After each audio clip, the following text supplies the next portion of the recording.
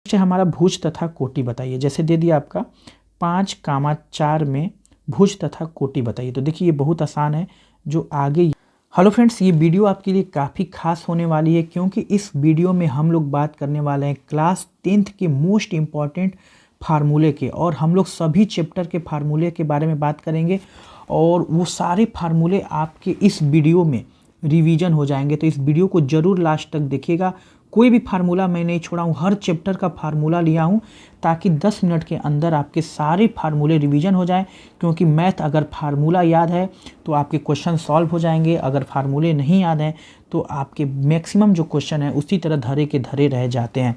तो सारे चैप्टर के हम लोग देखेंगे, हर पॉइंट को देखेंगे, हर उस फार्मूले को देखेंगे जो 100% एग्जाम में क्वेश्चन उस पर आता है। तो सबसे पहले अगर बात कर लें, हमारा क्वेश्चन है या इसको थ्योरी कह सकते हैं, परिमेय संख्या। तो देखिए ऑप्शन में दे देगा कि निम्न में से परिमेय संख्या कौन सा है। तो याद कर लीजिए, अंडर रूट में 1, ठीक है, अंडर रूट में 4, अंडर रूट में 9, ठीक, फिर आपका हो गया 5 माइनस अंडर रूट में 4, ठीक, फिर कामा अंडर रूट में 0.01 और नेक्स्ट 2.737373। अगर ऐसे करके दे दे तो ये सारी चीज़ें हमारी कैसी होती हैं, परिमेय संख्या होती हैं। नेक्स्ट बात करें अपरिमेय संख्या।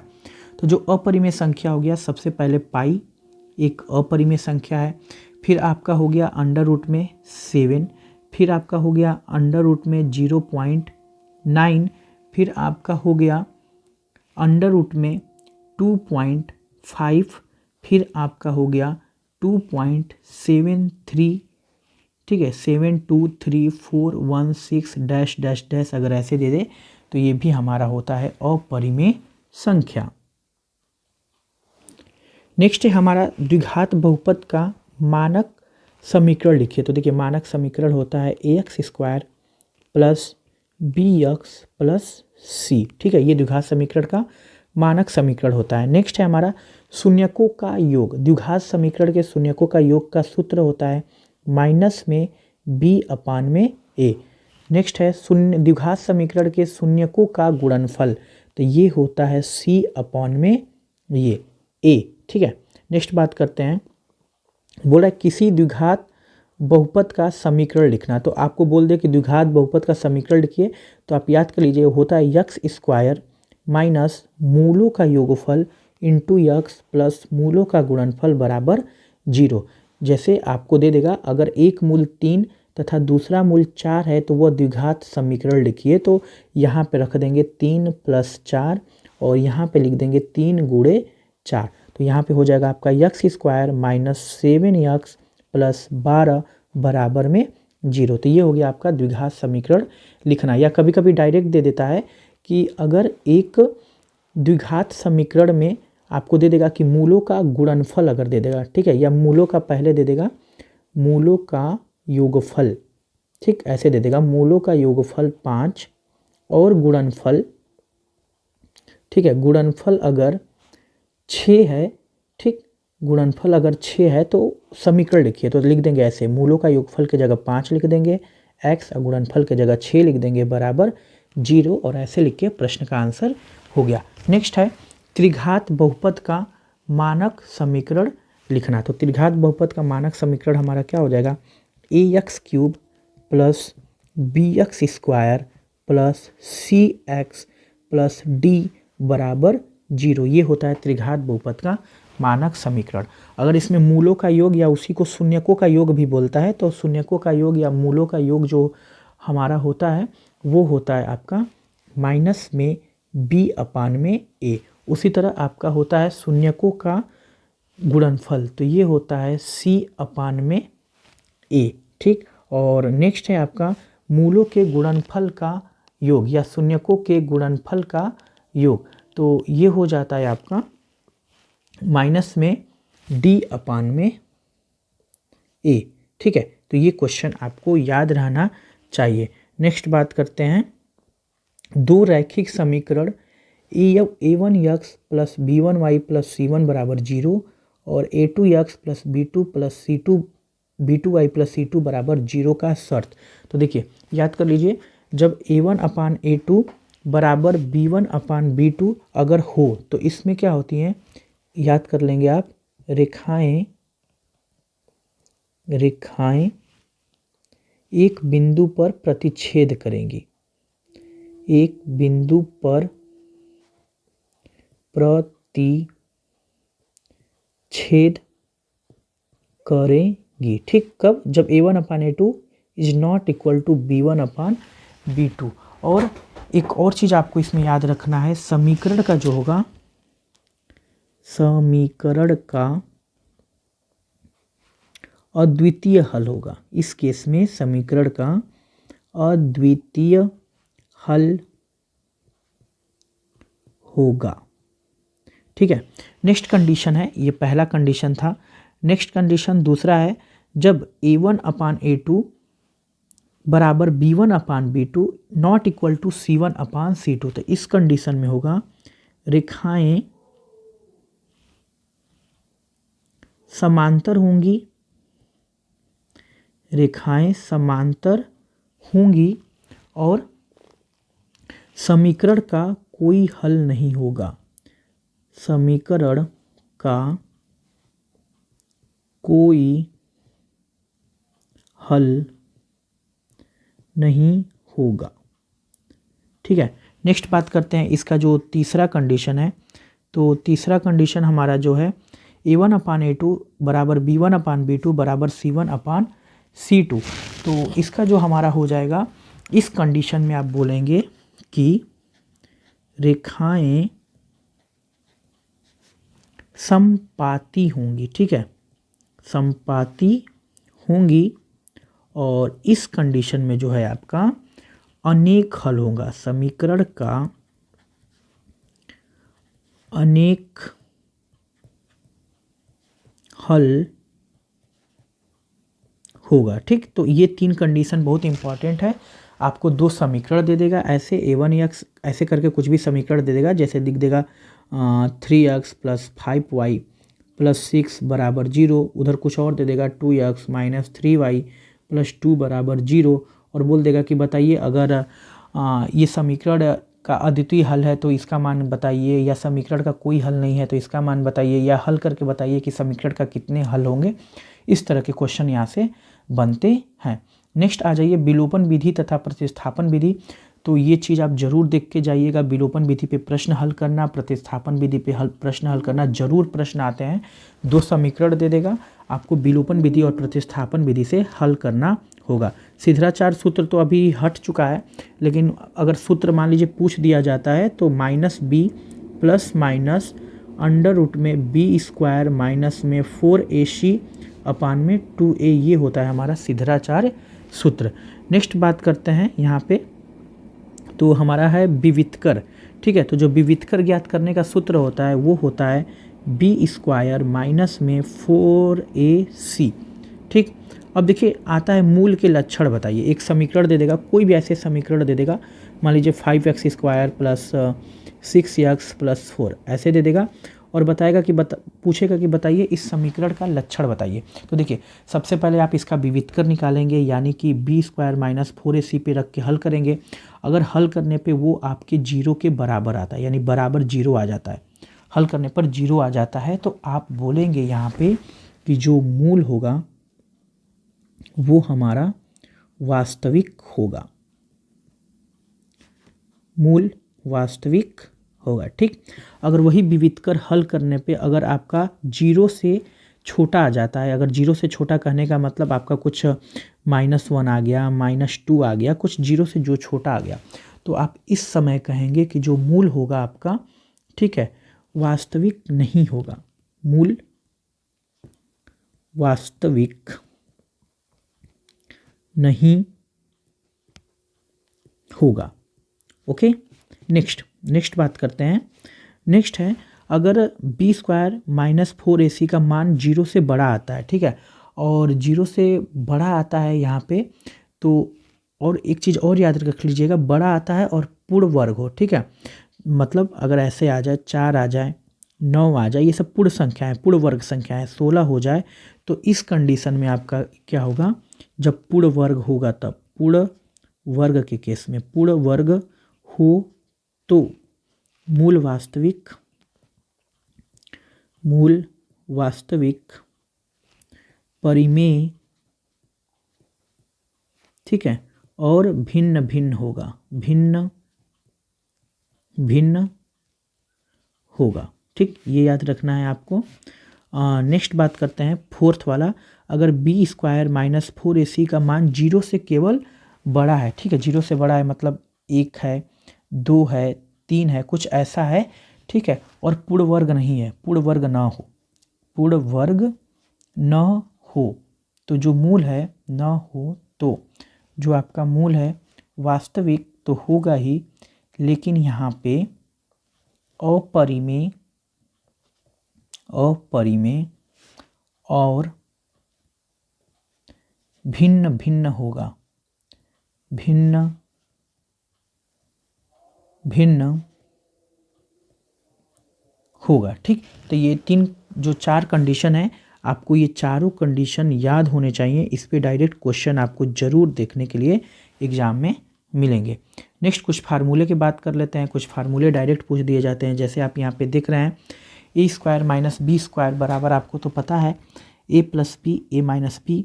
फिर अगर बात कर लें ए प्लस बी का होल स्क्वायर, तो ये होता है आपका A square plus B square plus 2ab। फिर बात कर लें ए माइनस बी का होल स्क्वायर, तो ये होता है A square plus B square minus में 2ab।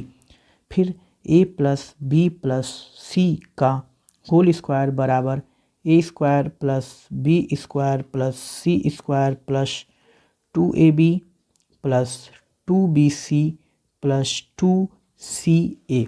Next A plus B का होल क्यूब बराबर A cube plus B cube plus 3ab bracket में A minus B.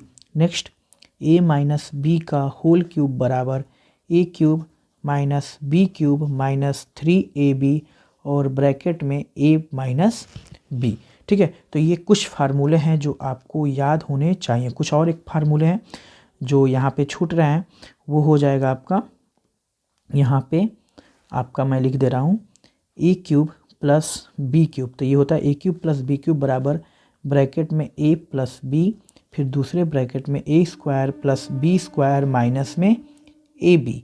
Next formula होता है A cube minus B cube, तो ये होता है ब्रैकेट में ए माइनस बी, फिर A square plus B square plus में ए बी, ठीक है। तो A cube minus B cube बराबर A minus B, A square plus B square plus A B. तो ये कुछ इंपॉर्टेंट बीजगणित के फार्मूले हैं जो आप लर्न कर लीजिएगा। अब आइए कुछ समांतर श्रेणी से इंपॉर्टेंट चीज़ों को सीखते हैं। तो देखिए समांतर श्रेणी में सबसे पहले सार्वंतर क्या होता है, तो सार्वंतर को दिखाते हैं डी से, और डी बराबर होता है आपका दूसरा पद माइनस पहला पद, दूसरा पद माइनस में पहला पद, और इसी दूसरा पद पहला पद को हम लोग बोलते हैं डी बराबर a2 माइनस में a1। तो ये सार्वंतर का सूत्र हो गया।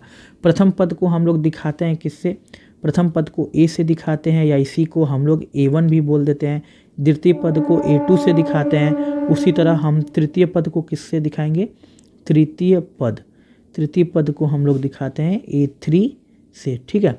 तो अब देखिए जो द्वितीय पद है, द्वितीय पद को हम लोग डायरेक्ट सूत्र से लिखते हैं a2 को a प्लस डी। उसी तरह तीसरा पद को डायरेक्ट लिखेंगे a प्लस 2d, तो ये आपको पता होना चाहिए। अब आ जाइए यनवा पद। तो जो यनवा पद का सूत्र होता है tn बराबर, वो होता है a प्लस ब्रैकेट में n माइनस में 1 इंटू में d।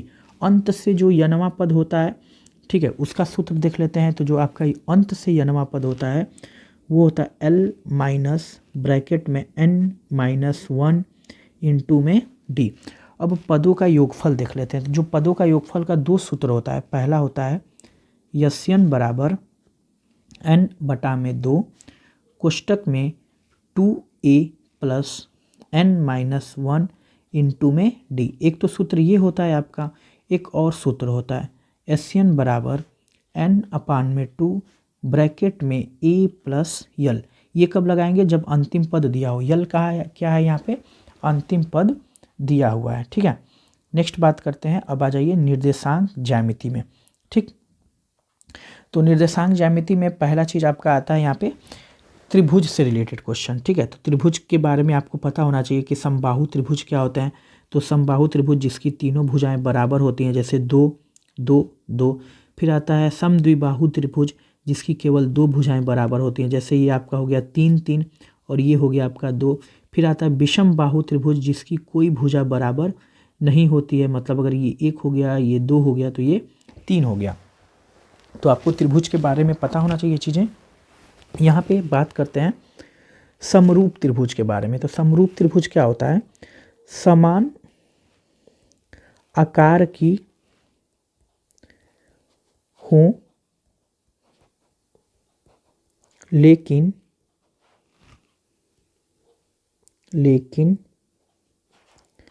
समान माप की न हो। समान माप की न हो। ठीक, तो ऐसा त्रिभुज जो समान आकार की तो हो लेकिन समान माप की न हो। जैसे अगर मैं आपको फिगर बना के समझाना चाहूँ तो देखिए, एक त्रिभुज मैं ऐसा बना दिया और एक और त्रिभुज ऐसा ही बना दिया। ठीक है, ये एक जैसी देखने में तो है लेकिन एक माप की नहीं है, मतलब ये 1 1 सेंटीमीटर का है तो ये 3 3 सेंटीमीटर का होगा। ऐसे त्रिभुज को बोलेंगे समरूप त्रिभुज। लेकिन सर्वांगसम त्रिभुज क्या होता है? सर्वांगसम त्रिभुज होता है समान आकार भी होना चाहिए। ठीक है, समान आकार तथा समान माप, समान माप की त्रिभुज। ठीक है, समान माप की भी हो तो ऐसे त्रिभुज को बोलेंगे हम सर्वांगसम त्रिभुज। जैसे अगर फिगर बना के आपको समझाऊं तो एक त्रिभुज ऐसे बना लिया, एक त्रिभुज दोनों देखने में एक जैसा है और ये अगर 1 1 1 है तो ये भी 1 1 होगा, तो ऐसे बोलेंगे सर्वांगसम। और जो सर्वांगसम का आपका दिखाने का तरीका होता है वो आपको इस तरह चिन्ह के द्वारा सर्वांगसम को दिखाया जाता है। नेक्स्ट बात कर लेते हैं त्रिभुज के समरूपता की कसौटियाँ। ठीक है, यहाँ से क्वेश्चन डायरेक्ट पूछे जाते हैं। तो देखिए, जो त्रिभुज के सर्वांगसम की जो कसौटियाँ हैं यहाँ पे आप देख सकते हैं। यहाँ पे एक त्रिभुज बना है ए बी डी सी। तो आप यहाँ से याद कर लीजिएगा, यहाँ से इम्पॉर्टेंट पॉइंट है कि जो ए बी बटा में ए सी बराबर बी डी बटा में डी सी। ठीक, कोई एक मान दे देगा यहाँ पे, जैसे ए बी का मान दे दिया 2, ए सी का मान दे दिया 3, बी डी का मान दे दिया आपको, मान लीजिए आपको 1 दे दिया और पूछेगा डी सी का मान ज्ञात कीजिए। इस तरह करके प्रश्न पूछ सकता है। तो आपको सबसे पहले ये याद होना चाहिए कि ऐसे ऐसे इनका बटा में लिखना होता है, फिर मान रख के आप हल कर देंगे। एक और होता है इसी का, a b upon b d बराबर ए सी अपॉन में डी सी। तो ये ऐसा चित्र का अगर आपको सवाल दे देगा तो आप दोनों में से किसी एक पे रख के जिस जिस चीज़ का पूछेगा आप हल करके आंसर दे देंगे। तो ये पहला कसौटी हो गया। दूसरा कसौटी के बारे में बात करें तो ये वाला फिगर है। ठीक है, ए डी ई ऐसे आपको कुछ करके दिया है, तो इसके लिए आप याद कर लीजिए। इस वाले फिगर के बारे में बात कर रहा हूँ। ए डी अपॉन में ए बी बराबर ए ई अपॉन में ई सी। ठीक, तो ये वाले फिगर के लिए आपको ऐसे याद करना है कि ऐसे ऐसे ये बटा होता है। तो इसमें भी फिर वही चीज़ें आपको पूछी जाएंगी, जैसे ए डी का मान दे देगा 5, ए बी का मान दे देगा, ये पूरा मान दे देगा ए बी, ये यहाँ से यहाँ ये आपको दे देगा मान लीजिए 7, ए ई का मान दे दीजिएगा 2 और आपको पूछेगा ए ई सी यक्स का मान बताना होगा। ठीक, नेक्स्ट बात करते हैं तीसरा कसौटी के बारे में। तो 2 त्रिभुज दे देगा और जब 2 त्रिभुज आपको एक छोटा रहेगा एक बड़ा रहेगा तो आपको यहाँ पे याद कर लेना, यहाँ से आपको हो जाएगा त्रिभुज ए बी सी का क्षेत्रफल बटा में ये त्रिभुज का त्रिभुज ई एफ जी का क्षेत्रफल। ठीक है, ये दोनों त्रिभुज का जो क्षेत्रफल का अनुपात होता है यानी जो बटा होता है वो होता है ए बी का स्क्वायर अपॉन में ई एफ का स्क्वायर बराबर में बी सी का स्क्वायर अपॉन में एफ जी का स्क्वायर बराबर ए सी का स्क्वायर अपॉन में EG का स्क्वायर। तो आप ऐसे याद कर लेंगे। ठीक, अब आ जाइए हम लोग चलते हैं चतुर्थांश के बारे में। तो देखिए जो चतुर्थांश होता है, ठीक है, वो यहाँ पे आपका यक्स डैश हो गया, ठीक, फिर वाई डैश हो गया, ऐसे दिखाया जाता है। ये आपका होता है आपका, इसको बोल देंगे पहला चतुर्थांश, ये होता है दूसरा चतुर्थांश, ये होता है तीसरा चतुर्थांश, और ये होता है हमारा चौथा चतुर्थांश। पहले चतुर्थांश में अगर चिन्ह का बात करें तो आपका आता है प्लस प्लस, दूसरे चतुर्थांश की बात करें तो ये होता है माइनस प्लस, तीसरा चतुर्थांश के बारे में बात करें तो होता है माइनस माइनस, और चौथे चतुर्थांश के बात में करें तो ये होता है प्लस और माइनस। अब आपको एग्जाम्पल दे देगा, बोल देगा कि बताइए -3, 4 किस चतुर्थांश में स्थित है। तो देखिए -3, 4 यानी माइनस और प्लस के बारे में पूछ रहा है। तो माइनस प्लस किस में है हमारा, दूसरा। तो करेक्ट आंसर हमारा क्या हो जाएगा, दूसरा चतुर्थांश। ठीक है, तो यहाँ से ऐसे क्वेश्चन आता है। नेक्स्ट है हमारा भुज तथा कोटि बताइए। जैसे दे दिया आपका 5, 4 में भुज तथा कोटि बताइए। तो देखिए ये बहुत आसान है, जो आगे यक्स वाला मान होता है तो यक्स वाले मान को हम लोग कहते हैं भुज। तो भुज हो गया हमारा 5, और जो वाई वाला मान है, ठीक है, उसको कहते हैं कोटि। तो जो 4 हो गया हमारा, ये हो गया कोटि। तो भुज तथा कोटि। अब जाइए नेक्स्ट हमारा है दो बिंदुओं के बीच की दूरी का सूत्र। तो काफ़ी इजी है, दो बिंदुओं के बीच की दूरी का जो सूत्र होता है D बराबर, वो होता है अंडर रूट में x1 माइनस x2 का whole square plus y1 minus y2 का होल स्क्वायर। ठीक, तो इसको याद रखिएगा।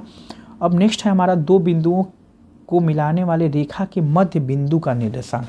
तो मध्य बिंदु का जो निर्देशांक है ये भी काफ़ी बार पूछा जाता है, यहाँ से भी प्रश्न डायरेक्ट एग्जाम में आते हैं।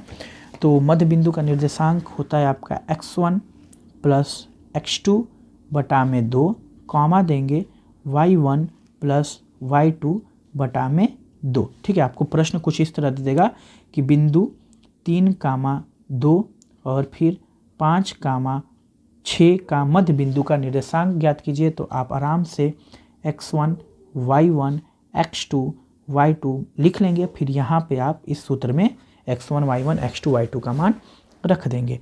नेक्स्ट बात करते हैं। तो नेक्स्ट हमारा बोल रहा है दो बिंदुओं को मिलाने वाली रेखा के दिए हुए अनुपात में विभाजित करना। दो होता है, एक अंतर विभाजन और एक बाह्य विभाजन। तो आइए बात करते हैं। अगर अंतर विभाजन का बात करें तो ये अंतर विभाजन का सूत्र होता है m1 x2 plus m2 x1 upon में m1 प्लस m2। नेक्स्ट होता है हमारा m1 y2 plus m2 y1 upon में m1 प्लस m2। ये हो गया अंतर विभाजन। बाह्य विभाजन भी सेम होता है लेकिन माइनस हो जाता है। तो ये हो जाएगा m1 x2 minus m2 x1 upon में m1 माइनस m2। इधर हो जाएगा m1 y2 minus m2 y1 upon में m1 माइनस m2। तो ये हो गया आपका इसका। ठीक, नेक्स्ट बात करते हैं आपका त्रिभुज का क्षेत्रफल। तो त्रिभुज का क्षेत्रफल तो अभी हट चुका है, और ये त्रिभुज का संरेख होने वाला भी सिलेबस में नहीं है। ठीक है, तो इसको आपको अभी नहीं पढ़ना है। ठीक, आ जाइए नेक्स्ट बात करते हैं यहाँ पे त्रिकोणमिति के बारे में। तो देखिए त्रिकोणमिति के बारे में आपको लाल बटा कक्का याद रखना है, और लाल बटा कक्का में अगर इसको घेर लें, L फॉर लंब होता है, A फॉर आधार होता है, और K फॉर कड़ होता है। तो L/K यानी लंब बटा कड़, तो ये होता है साइन थीटा का मान। तो साइन थीटा बराबर लंब बटा कड़। A से आधार, K से कड़, तो कॉस थीटा बराबर होता है आधार बटा कड़, और टैन थीटा बराबर होता है L फॉर लंब बटा में आधार। तो आपको ऐसे याद कर लेना है, साइन थीटा बराबर लंब बटा कड़, कॉस थीटा बराबर आधार बटा कड़, टैन थीटा बराबर लंब बटा आधार। तो यहाँ पे अगर मैं लिखना चाहूँ तो साइन थीटा बराबर लंब बटा में कड़। ठीक, कॉस थीटा बराबर हमारा हो जाएगा आधार बटा में कड़, और टैन थीटा बराबर लंब बटा में आधार। ठीक है, तो ऐसे याद कर लेंगे। अब देखिए जो साइन है ना, साइन का उल्टा होता है कोशेक, ठीक। तो अगर साइन आपका होता है लंब बटा कड़ तो कोशेक उल्टा हो जाएगा, यानी कि कड़ बटा में लंब, ठीक। उसी तरह आपका सब उल्टा होता है। जो अगर कॉस थीटा आधार बटा कड़ है तो कॉस का जो उल्टा होता है वो होता है सेक, यानी ये हो जाएगा कड़ बटा में आधार, ठीक है। उसी तरह टैन थीटा बराबर लंब बटा आधार होता है, तो टैन का उल्टा होता है कॉट, तो इसका हो जाएगा हमारा आधार बटा में लंब, ठीक है। आइए नेक्स्ट बात करते हैं त्रिकोणमितीय अनुपात। ये भी बात याद होना चाहिए क्योंकि डायरेक्ट एग्जाम में आपसे पूछ देता है कि बताइए साइन 30 का मान बताइए, सेक 60 का मान बताइए, ठीक है। या दे देगा साइन 30 प्लस कॉस 30 को हल करके बताइए कितना होगा। तो अगर आपको याद होगा तभी तो आप हल करके बताएंगे। तो आपको बहुत आसानी तरीका मैं बताने जा रहा हूँ, आप इसी आसान तरीके से इस चीज़ को याद कर सकते हैं। तो देखिए साइन 0 का क्या होता है आपका, साइन 0 का 0, साइन 30 का 1/2, साइन 45 का 1 कड़ी में 2, साइन 60 का कड़ी 3/2 और साइन 90 का 1, ठीक है। अब देखिए आप यहाँ से उल्टा चलिए, जो 1 है ना यहाँ से उल्टा चलिए और यहाँ पे भर दीजिए। तो 1 फिर उल्टा चलिए कड़ी 3/2, ठीक, फिर 1 कड़ी में 2, फिर 1/2 और फिर 0, ठीक। अब देखिए tan 0 का मान होता है 0, tan 30 अंश का मान होता है आपका 1/कड़ी 3, tan 45 अंश का मान होता है 1, tan 60 अंश का मान होता है कड़ी में 3 और tan 90 अंश का मान होता है इनफाइनाइट या अपरिभाषित, ठीक है। नेक्स्ट है ये tan का उल्टा हमारा क्या होता है, तो आपको पता होगा कि जो tan होता है tan का उल्टा cot होता है, यानी tan अगर 0 है तो 0 का उल्टा कर देंगे तो क्या हो जाएगा आंसर यहाँ पे अनंत हो जाएगा। 1/कड़ी 3 का उल्टा करेंगे तो कड़ी में 3, 1 का उल्टा करेंगे तो 1, कड़ी 3 का उल्टा करेंगे तो कड़ी में 1/कड़ी 3 और अनंत का उल्टा करेंगे तो 0। उसी तरह कॉस का उल्टा होता है सेक, तो अगर कॉस 0 का मान है 1 तो 1 का उल्टा 1, कॉस 30 का मान है कड़ी 3/2 तो इसका हो जाएगा 2/कड़ी में 3, कॉस 45 का मान है 1/कड़ी 2 तो उल्टा हो जाएगा कड़ी 2/1 और 60 का मान है 1/2 तो उल्टा हो जाएगा केवल 2 और 90 का मान है 0 तो 0 का उल्टा हो जाएगा आपका क्या चीज़ अनंत, ठीक है। उसी तरह साइन का उल्टा अगर देख लें तो साइन का उल्टा क्या होता है हमारा कोशेक होता है। तो साइन 0 का मान 0 है तो साइन कोशेक 0 का मान 0 का उल्टा आपका क्या हो जाएगा अनंत। फिर 30 1/2 का उल्टा 2, 1/कड़ी 2 का उल्टा कड़ी में 2 और कड़ी 3/2 का उल्टा 2/कड़ी में 3 और 1 का उल्टा 1। तो इस तरह आप आसानी से इस चार्ट को बना सकते हैं और आंसर दे सकते हैं जिस प्रकार का क्वेश्चन आपसे यहाँ पे पूछे। चलिए नेक्स्ट याद कर लेते हैं क्वेश्चन फार्मूला।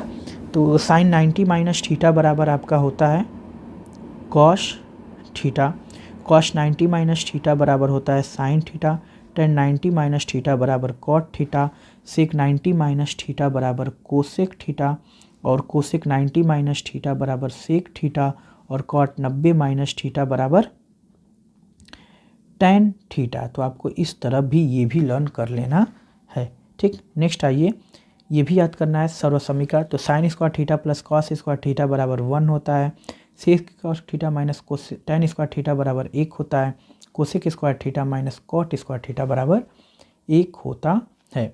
नेक्स्ट आते हैं ऊंचाई एवं दूरी। तो देखिए ऊंचाई एवं दूरी में सबसे पहले एक समकोण त्रिभुज दिया होगा, यानी कि यहाँ पे होगा 90 अंश का मान, ठीक है। इसका नाम दे देते हैं ABC। इस तरह जो होता है इसको लंब बोला जाता है, ठीक। और नीचे जो होता है इसको आधार बोलते हैं और यहाँ पे जो होता है इसको हम लोग कड़ बोलते हैं। तो यहाँ से फार्मूला निकल के आता है ऊंचाई दूरी जो होता है मैक्सिमम फार्मूला यहाँ पे आपका पाइथागोरस प्रमेय होता है। तो अगर पाइथागोरस प्रमेय के बारे में बात करें तो पाइथागोरस प्रमेय आपका हो जाएगा कड़ का स्क्वायर बराबर लंब का स्क्वायर प्लस आधार का स्क्वायर, ठीक है।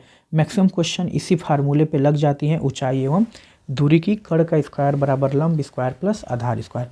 अगर ABCD में लिखना जाए तो कड़ हमारा यहाँ पे AC कड़ है तो हो जाएगा कड़ यानी AC का स्क्वायर बराबर लंब। लंब हमारा क्या है A और B है तो लंब हो जाएगा AB का स्क्वायर प्लस आधार का है हमारा बी और सी है, तो आधार हो जाएगा बी सी का स्क्वायर। ठीक है, इस तरह आप कर लेंगे। आ जाइए नेक्स्ट आगे बढ़ते हैं। मेंसुरेशन। मेंसुरेशन काफ़ी इंपॉर्टेंट होता है। तो मेंसुरेशन में हाँ, वृत्त सबसे पहले आता है। तो देखिए जो वृत्त का व्यास होता है वो होता है, वृत्त का व्यास आपका, ये तो सबको पता होगा, 2 गुणे त्रिज्या। ठीक है, इसी को शॉर्ट फॉर्म में 2r भी बोलते हैं। ठीक है, ये वृत्त है, बीच में केंद्र होता है, अगर कहीं पर भी मिला दीजिए तो उसको त्रिज्या कहते हैं।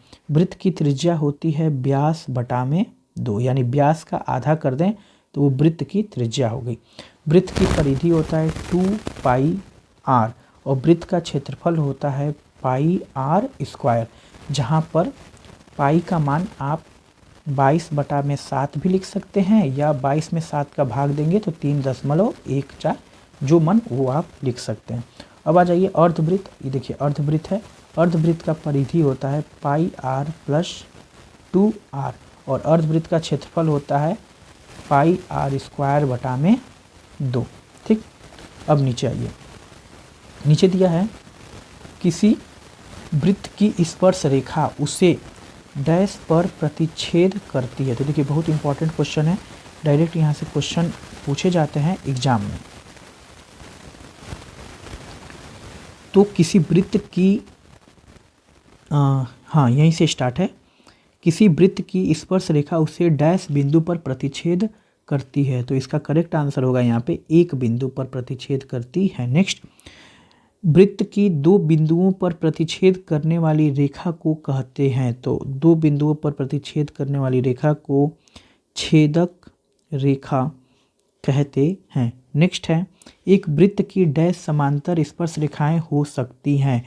तो क्या हो जाएगा, 2 समांतर स्पर्श रेखा हो सकती है। नेक्स्ट है हमारा, वृत्त तथा उसकी स्पर्श रेखा के उभयनिष्ठ बिंदु को डैश कहते हैं। तो उभयनिष्ठ बिंदु को स्पर्श बिंदु कहते हैं। क्या कहेंगे, स्पर्श बिंदु कहते हैं। नेक्स्ट है हमारा, किसी बिंदु से वृत्त पर खींची गई स्पर्श रेखा की जो लंबाइयां हैं वो क्या होती हैं, हमेशा जो लंबाइयां होती हैं वो बराबर होती हैं। तो किसी बिंदु से वृत्त पर खींची गई स्पर्श रेखा की लंबाइयां बराबर होती हैं। ठीक, नेक्स्ट है केंद्र। आपको याद रख लेना है, केंद्र पर बना कोण परिधि पर बने कोण का दूना होता है। तो डायरेक्ट पूछ देगा केंद्र पर बना कोण परिधि पर बने कोण का, यहाँ पे डैश दे देगा तो क्या होता है, दूना होता है। ठीक है, तो ये तो हो गया वृत्त से संबंधित कुछ important fill in the blanks, यानी खाली स्थान भरने वाला। अब आ जाइए पढ़ते हैं हम लोग त्रिज्यखंड का क्षेत्रफल का सूत्र। तो देखिए जो त्रिज्यखंड का क्षेत्रफल का सूत्र है काफ़ी बार पूछा जाता है इस पे प्रश्न। तो ये आपका हो जाएगा त्रिज्यखंड का क्षेत्रफल का सूत्र, थीटा बटा में 360 गुणे πr², जहाँ पे थीटा दिया गया कोण है, r त्रिज्या है, पाई का मान 22/7 रख देंगे। अब आता है त्रिज्यखंड के चाप की लंबाई। तो देखिए त्रिज्यखंड के चाप की लंबाई होता है थीटा बटा में 360 गुणे 2πr। नेक्स्ट है वृत्तखंड का क्षेत्रफल। तो ये होता है हमारा थीटा बटा 360 गुणे πr² minus 1/2 r² sine theta. ठीक, नेक्स्ट है चतुर्थांश का क्षेत्रफल। तो ये होता है πr² बटा में चतुर्थांश है तो 4 से भाग दे देंगे। तो बहुत इंपॉर्टेंट ये सब फार्मूले हैं, आपको याद होना चाहिए। नेक्स्ट आ जाइए घन का आयतन।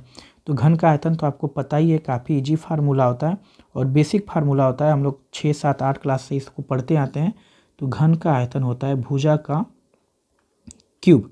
घन का क्षेत्रफल, तो घन का क्षेत्रफल होता है 6 गुणे भुजा का स्क्वायर।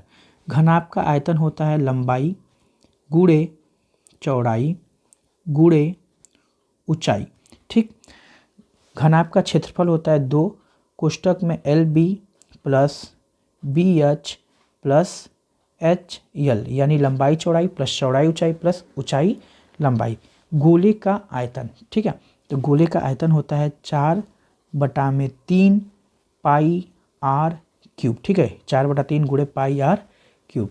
गोले का क्षेत्रफल का बात करें तो 4 पाई आर स्क्वायर, ठीक। अर्धगोले का आयतन का बात करें तो 2/3 पाई आर क्यूब। अर्धगोले का क्षेत्रफल, तो अर्धगोले का आपका क्षेत्रफल हो जाएगा, तो यहाँ पे दो क्षेत्रफल होता है, एक होता है वक्र पृष्ठ का क्षेत्रफल, ठीक है, और एक होता है आपका संपूर्ण पृष्ठ का क्षेत्रफल अर्धगोले में। तो वक्र पृष्ठ का क्षेत्रफल आपका हो जाता है 2 पाई आर स्क्वायर और संपूर्ण पृष्ठ का क्षेत्रफल हो जाता है 3 पाई आर स्क्वायर। अब आ जाइए बेलन, तो बेलन का जो आपका आयतन होता है वो होता है, बेलन का आयतन पाई आर स्क्वायर एच, ठीक। तो इसको याद रखिएगा, बेलन का आपका आयतन हो गया पाई आर स्क्वायर एच। वक्र पृष्ठ का क्षेत्रफल हो गया 2 पाई आर एच, संपूर्ण पृष्ठ का क्षेत्रफल हो गया 2 पाई आर और ब्रैकेट में एच प्लस आर। तो ये हो गया बेलन से रिलेटेड फार्मूला। नेक्स्ट बात करते हैं शंकु, जो कि बहुत इंपॉर्टेंट है।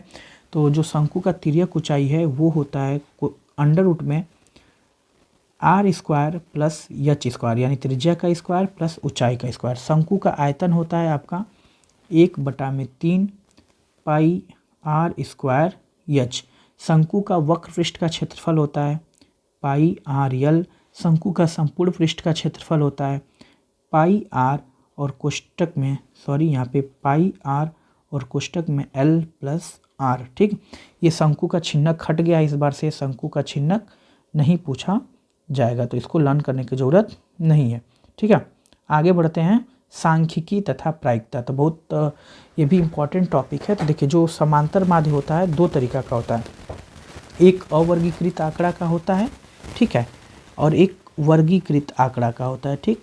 तो देखिए, जो अवर्गीकृत आंकड़ा है उसका सूत्र तो काफ़ी इजी होता है, वो सूत्र आपका मैं लिख दूं यहाँ पे। अवर्गीकृत आंकड़ों के लिए समांतर माध्य होता है कुल पदों का योग, कुल पदों का योग बटा में कुल पदों की संख्या, ठीक।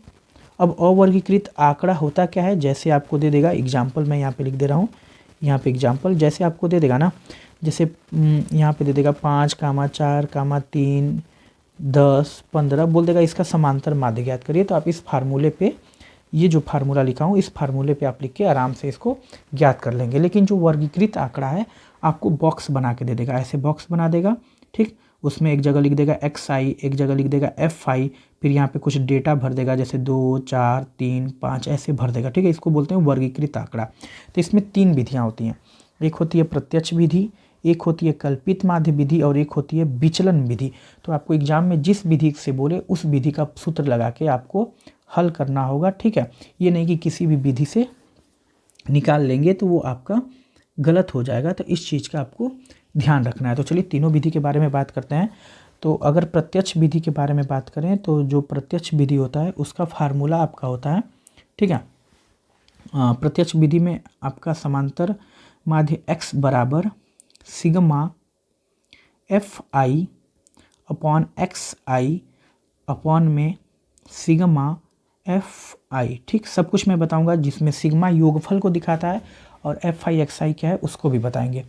कल्पित माध्य विधि में होता है आपका a plus sigma F I D I upon में सिग्मा एफ आई, ठीक। ये कल्पित माध्य विधि हो गया।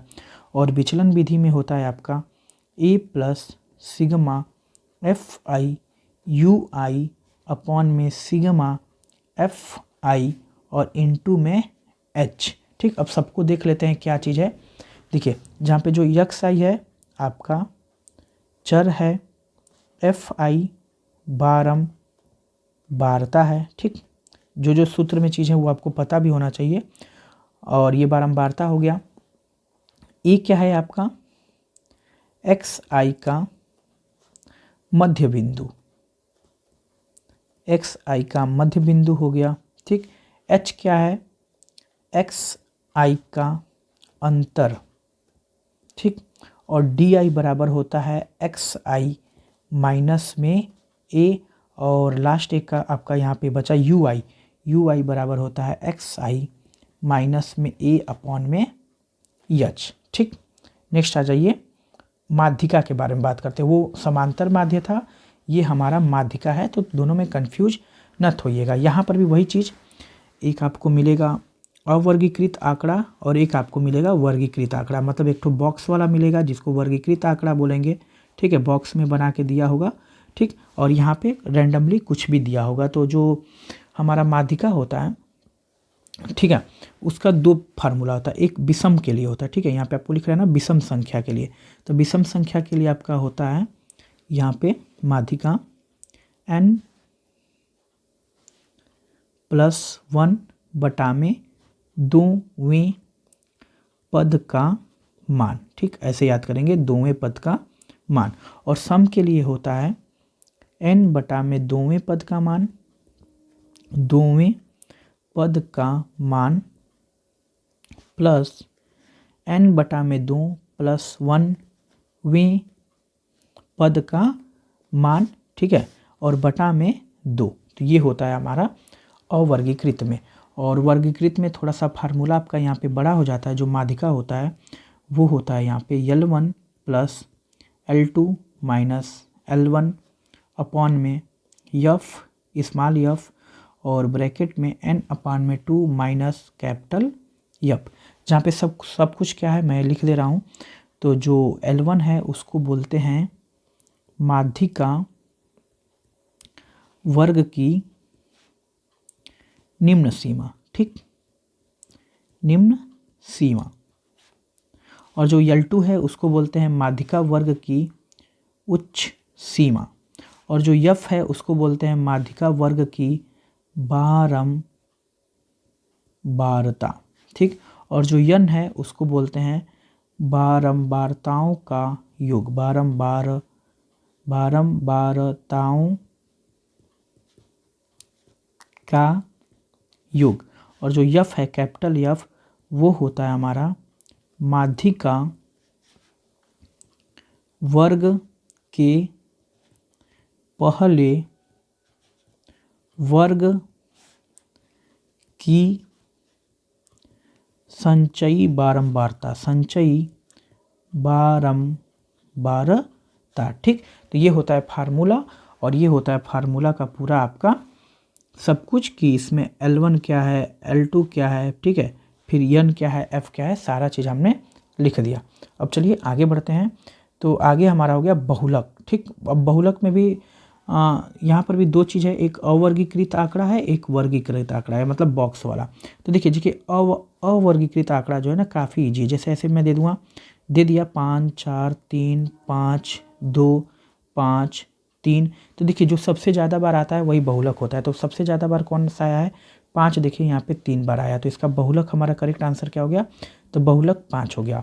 लेकिन वर्गीकृत आंकड़ा में आपको फार्मूला यूज करना पड़ेगा, और वर्गीकृत आंकड़े में जो बहुलक का फार्मूला हो जाता है वो हो जाता है L प्लस ब्रैकेट में लिखना होगा F1 माइनस F0 बटा में 2F1 minus F0 minus F2 और इनटू करके H, ठीक।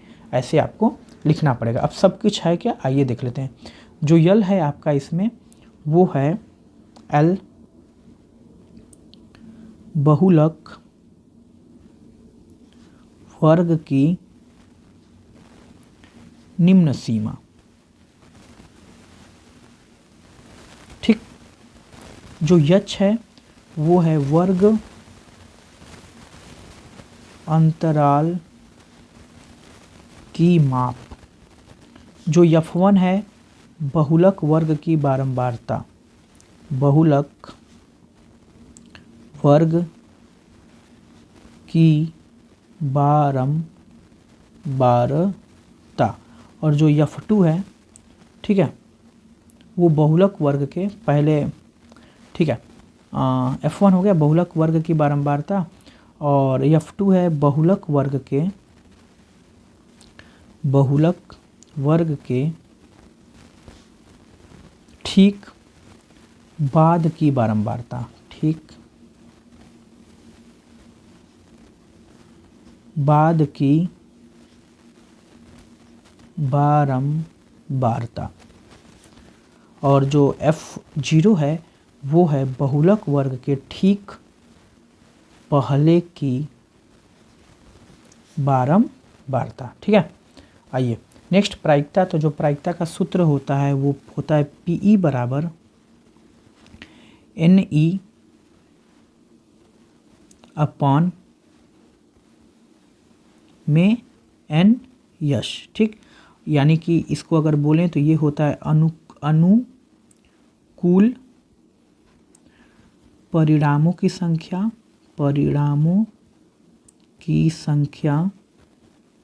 बटा में कुल परिणामों की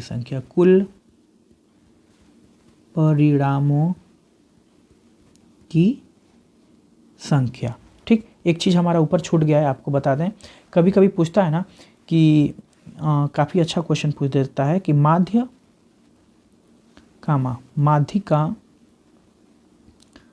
और बहुलक में एक संबंध पूछ देता है, या दो चीज़ दे देता है और तीसरा चीज़ पूछ देता है, तो आपको इसका फार्मूला पता होना चाहिए।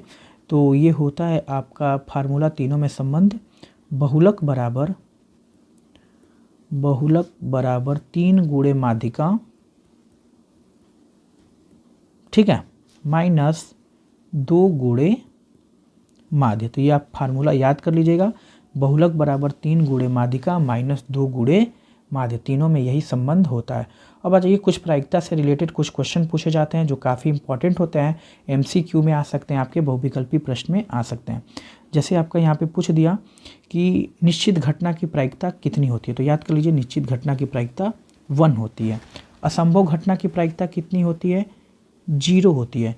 प्रायिकता का मान कहाँ से लेके कहाँ तक होता है, तो 0 से लेके 1 तक होता है।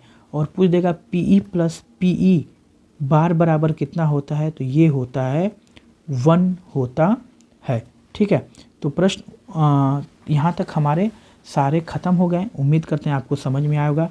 तो काफ़ी इफ़र्ट लगा है, काफ़ी मेहनत लगा है, तो प्लीज़ अगर आपको थोड़ा सा भी पसंद आया तो प्लीज़ चैनल को ज़रूर, वीडियो को लाइक कर दीजिएगा, और हमारे चैनल पे न्यू हैं तो चैनल को सब्सक्राइब कर दीजिएगा ताकि आपको ऐसे वीडियोस के नोटिफिकेशन मिलते रहें। और प्लीज़ एक काम ज़रूर करिएगा, ज़्यादा से ज़्यादा अपने दोस्तों के साथ शेयर करिएगा ताकि उन्हें भी इस वीडियो का बेनिफिट मिल सके। तो फिर अभी तक इतना ही फ्रेंड्स, हमें दीजिए इजाज़त, फिर मिलते हैं आपसे नेक्स्ट वीडियो में कुछ ऐसे ही अमेजिंग इंटरेस्टिंग टॉपिक के साथ जिससे आपके एग्ज़ाम में आपको टोटल हेल्प हो। तो अभी दीजिए इजाज़त, जय हिंद, नमस्कार।